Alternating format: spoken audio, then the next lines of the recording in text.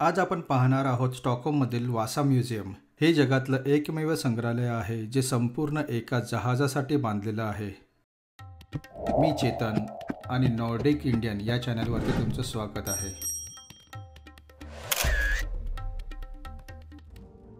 हे संग्रहालय प्रसिद्ध आहे ते वासा शिपसाठी, एक प्रचंड युद्ध नौका जी 1628 मध्ये समुद्रात उतरल्यावर केवळ काही मिनिटातच बुडाली।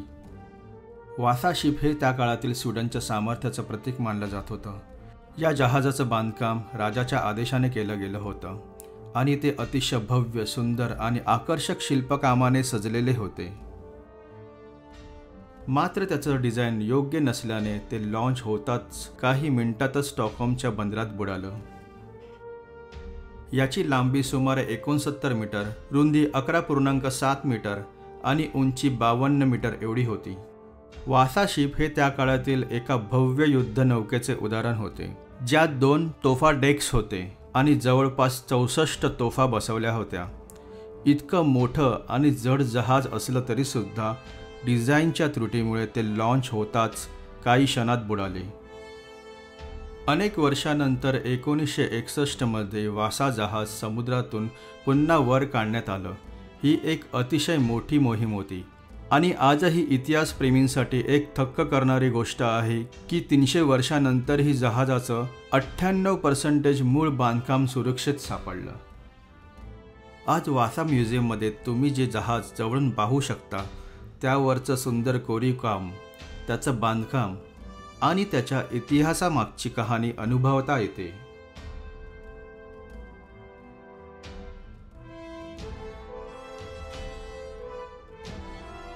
या संग्रहालयात विविध स्तरांवरून तुम्ही जहाजाच्या वेगवेगळ्या भागांचं निरीक्षण करू शकता।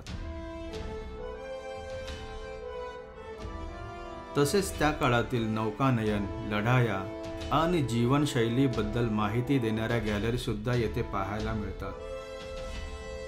या जहाजाच्या विविध भागांचे चित्र आणि त्याबद्दलची माहिती सुद्धा येथे भेटते।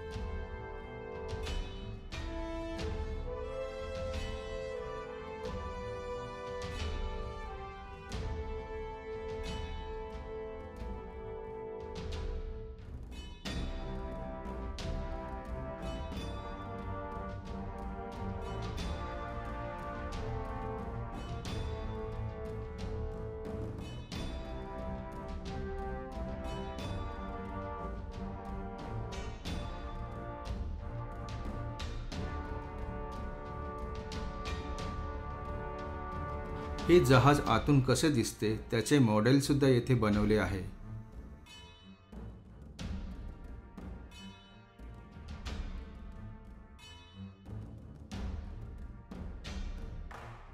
या जहाजाची भव्यता तुम्हाला साक्षात म्युझियमला भेट दिल्यावरतीच कळते।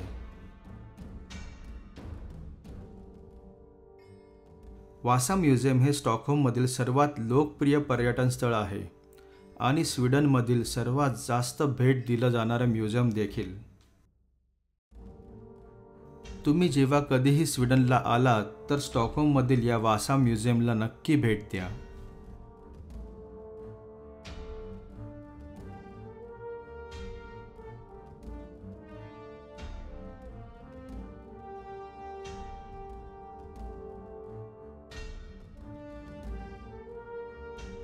स्वीडनमधील असे बरेचसे प्लेसेस एक्सप्लोर करण्यासाठी आमच्या चॅनलला नक्की सबस्क्राईब करा। हेडो।